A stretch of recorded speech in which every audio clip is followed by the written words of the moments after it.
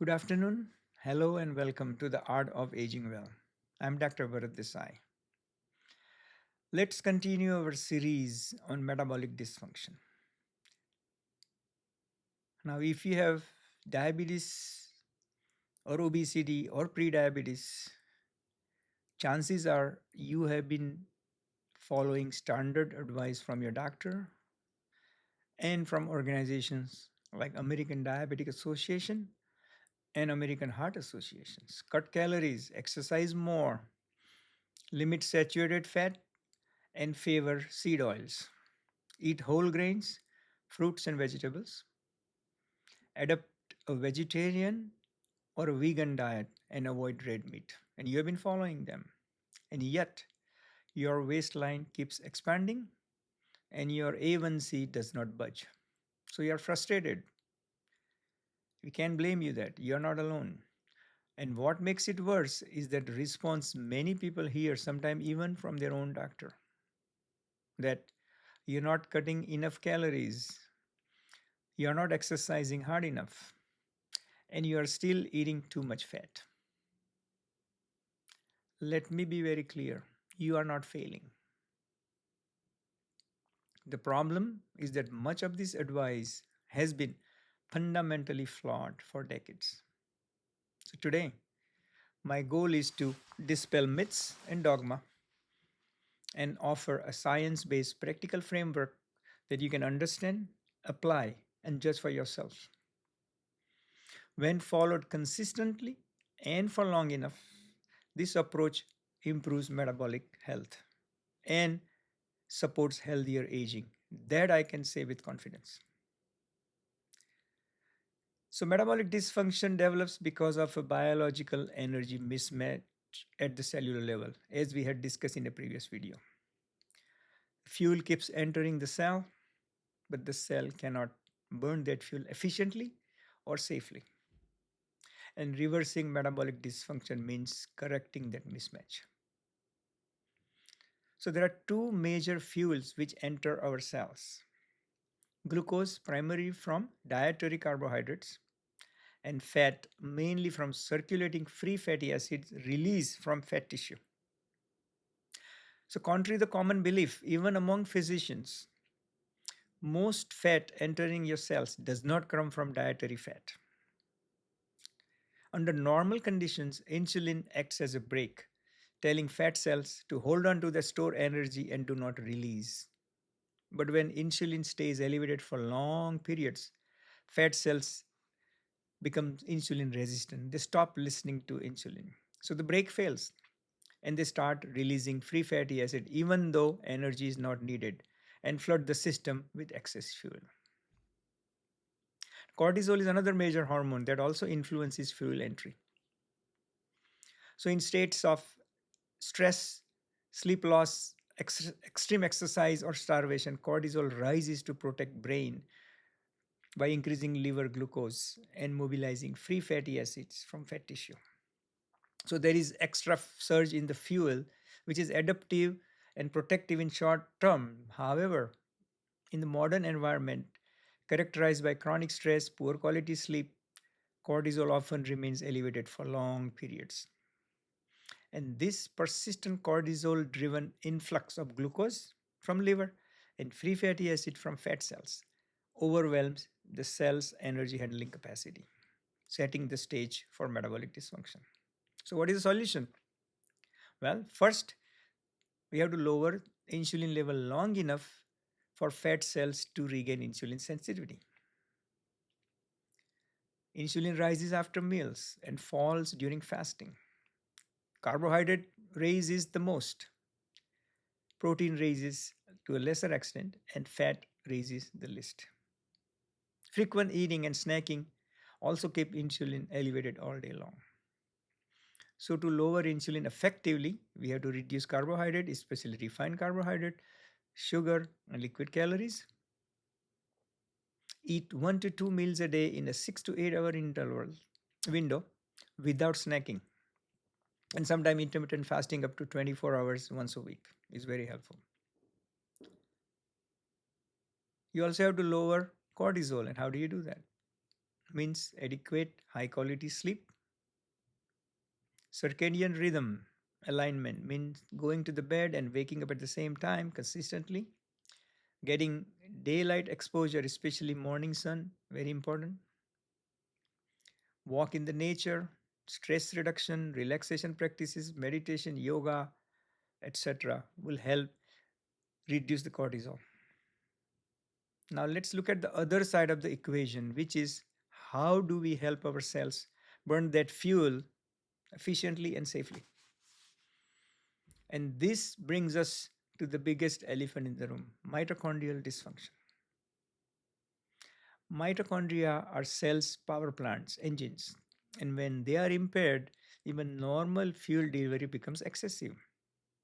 So, fuel that should be handled safely becomes toxic, and reversal requires improving mitochondrial function. And this happens through three core strategies. Number one, you remove mitochondrial toxin which damages the mitochondria, and these are industrial seed oils, ultra processed food, high heat frying, and repeated heating of fat, plus environmental and dietary toxin. Second, allowing fasting periods that promote repair and autophagy means cellular cleanup process that enables the formation of new and healthier mitochondria. And third, applying the right exercise stimulus by increasing energy demand appropriately by exercise, the body adapts by building more and better mitochondria. So if you don't use it, you lose it. And this is called mitochondrial biogenesis. Now let's talk about the most important part that you've been waiting for. What you can actually do to reverse this metabolic dysfunction. And number one, lifestyle intervention, which remains the most powerful, safest, cheapest, and most effective treatment we have. Nothing comes close. When done properly, lifestyle change can achieve diabetes remission in about 45%, prevent diabetes in people with prediabetes by about 58%, reverse metabolic syndrome in about 56%, and listen, reduce cardiovascular risk by up to 80%, and extend health span and lifespan by more than a decade. Now, doctors often say, well, patients don't want lifestyle changes, they want quick fix, they want medication. And there is some truth to that. Everybody wants quick fix, right? But the deeper problem is there for decades. Many doctors have been giving wrong advice, often by blindly following guidelines. And when patients do not improve, they are labeled as non compliant or unmotivated, rather than questioning whether the advice itself was flawed. So, the most important part of the lifestyle is nutrition. Everything else becomes easier once you improve your nutrition. And what are the primary goals? To lower glucose and insulin spikes, as we talked about, support mitochondrial repair and regeneration, and reduce stress, oxidative stress, and inflammation, which is toxic byproducts, right? So, start with basics. Choose whole, unprocessed foods. If a food comes in a box, bag, or package and has a long ingredient list, be skeptical. If it's made in the factory, it probably does not belong in your pantry. Number one, most important, eliminate unhealthy industrial oil, which are everywhere. And this includes seed oil, soybean, corn, canola, sunflower, cottonseed, plus margarine and industrial trans fats. By the way, coconut oil, avocado, and olive oil are not seed oils. Reduce fried foods and high heat cooking as much as possible. Because frying and high heat cooking, even with healthier fats like butter or olive oil, can be harmful to mitochondria.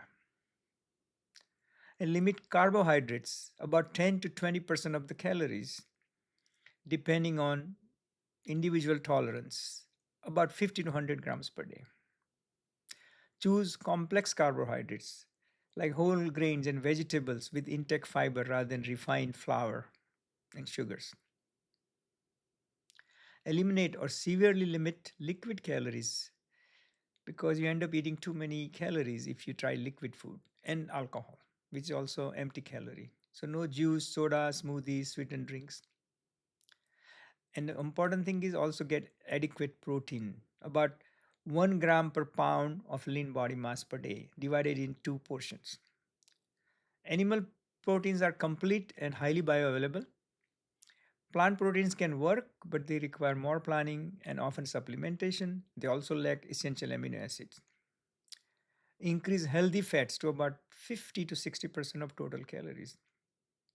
And prefer saturated fats like full fat dairy, eggs, coconut meat, and fish, and monounsaturated fats like olives and avocado. These fats are stable, metabolically safe, and support cell membrane integrity, hormone production, and steady energy without large insulin spikes. Limit polyunsaturated fats, and when consumed, choose only naturally occurring sources like seeds and nuts.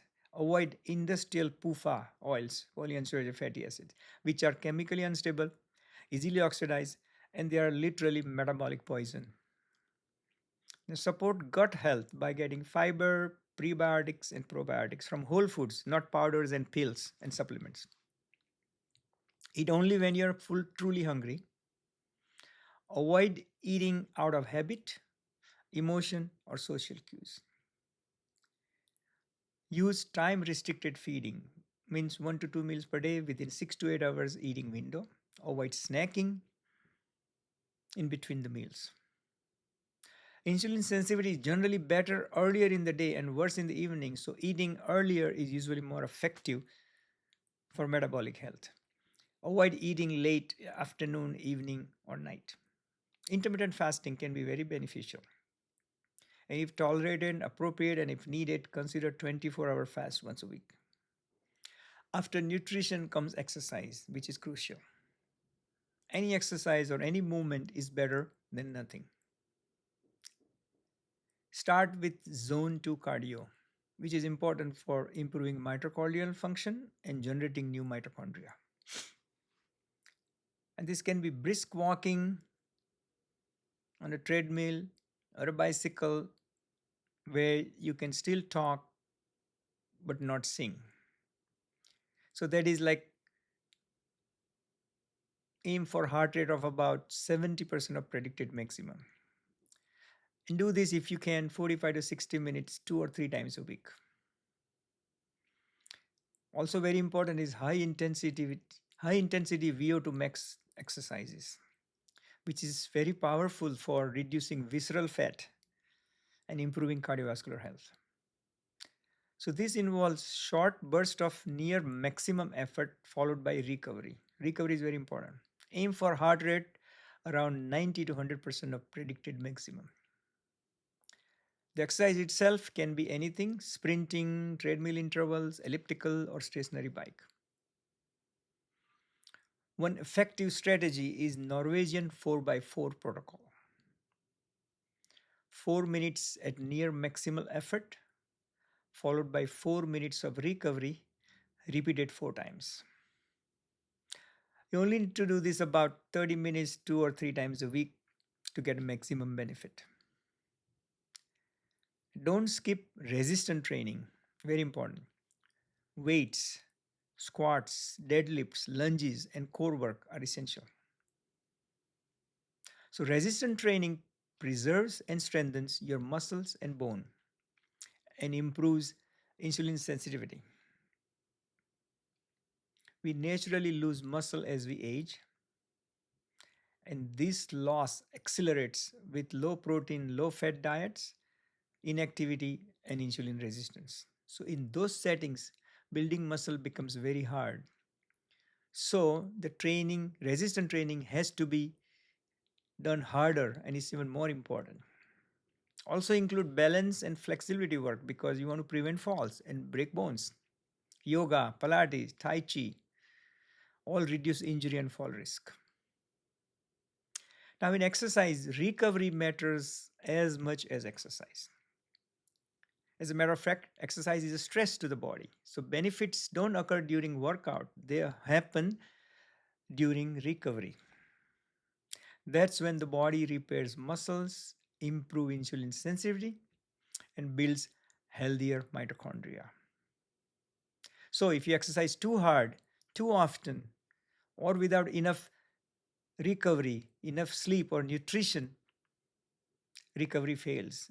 Cortisol stays high, inflammation lingers, and metabolism can actually worsen. So, more exercise isn't always better. The right amount of exercise followed by proper recovery is what improves metabolic health. The next important step is autonomic nervous system balance. What is that? So, your body has two basic modes: stress mode and recovery mode, relaxation mode. The switch between them is largely controlled by vagus nerve. When vagus nerve is active, heart rate slows down, inflammation comes down, digestion improves, body shifts to the repair and healing and relaxation mode. So most people today are stuck in a stress mode, high cortisol, high adrenaline, poor sleep, constant stress, stimulation, and vagus is dormant. So when this becomes chronic, metabolism stalls. So the goal is simple: reduce excessive cortisol and adrenaline surges and activate your vagus nerve, the body's recovery system.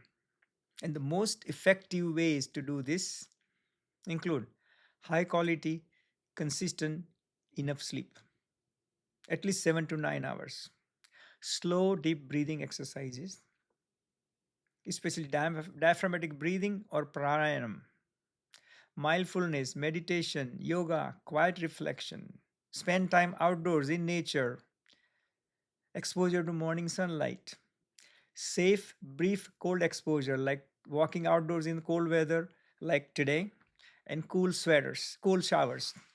Occasional heat exposure like sauna and steam also helps.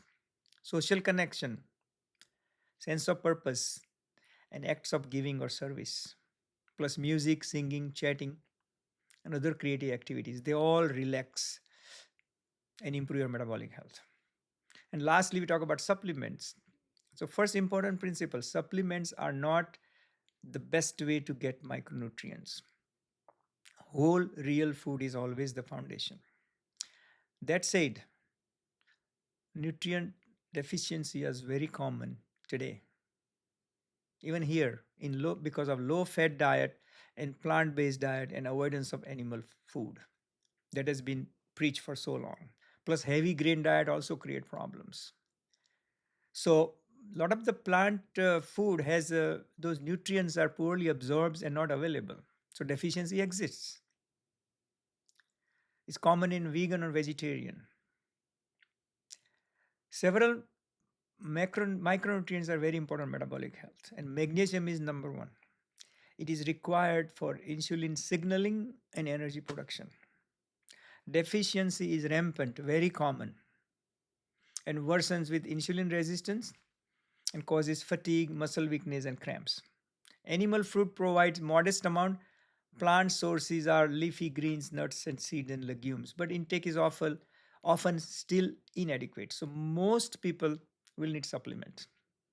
And I would recommend magnesium glycinate or citrate for better absorption, typically 400 to 800 milligrams every day. I take it myself. And when you check the RBC magnesium, red blood cell magnesium is better reflection of body store than serum magnesium, which is measured commonly. Second is vitamin D, which is extremely common, vitamin deficiency, even in here.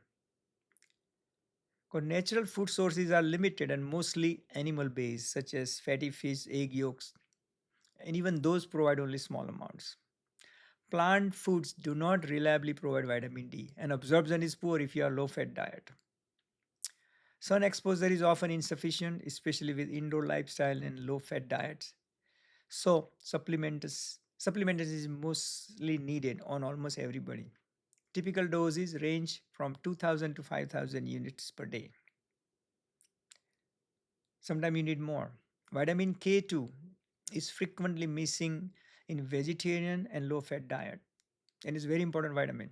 It works with vitamin D to direct calcium into the bones and away from arteries, so supporting vascular and bone health and metabolic health.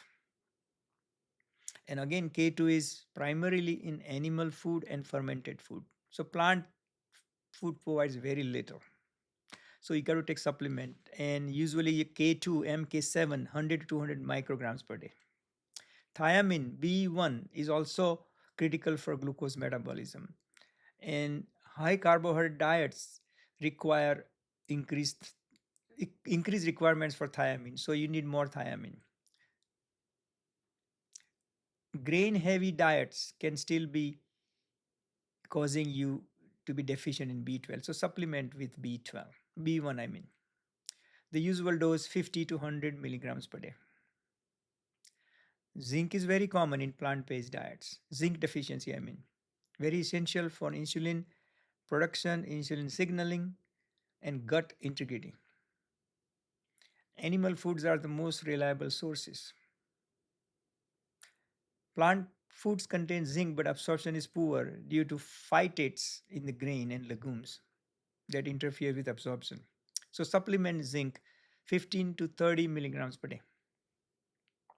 Selenium is another concern, particularly for vegetarians, because it supports antioxidant defense, mitochondrial protection, and thyroid function.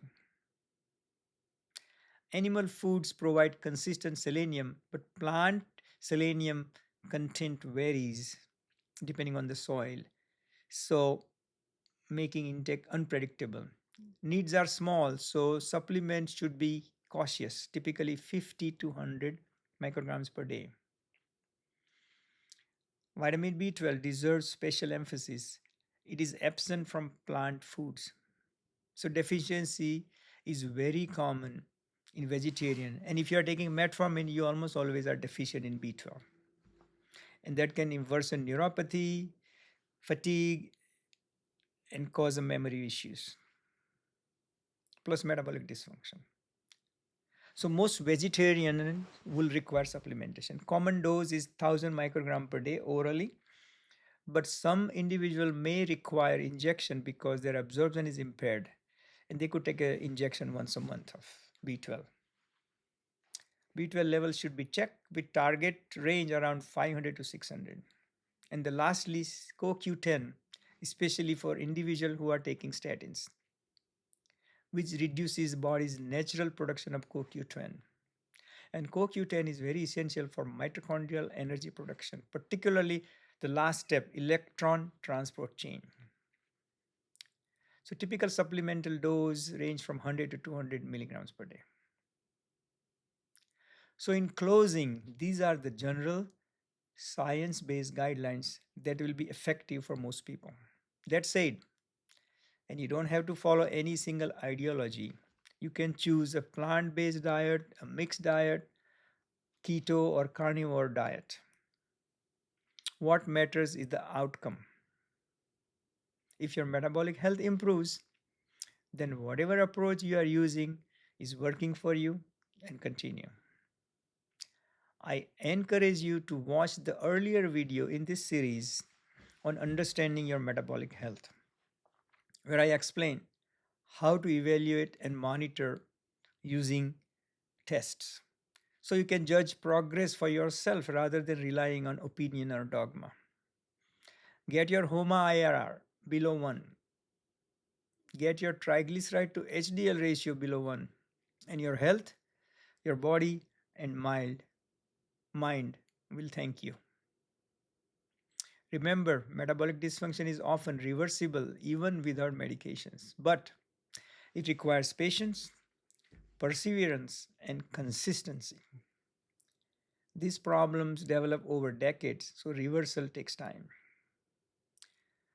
Your goal should not be a certain weight loss or certain lab number. Your goal should be better metabolic health, better function, and better aging. So, in the next episode, we will discuss the role of the medications. So, if this series has helped you, share it with your children, grandchildren, family, friends, or colleagues, or anyone who might benefit. Until next time, stay curious and stay healthy.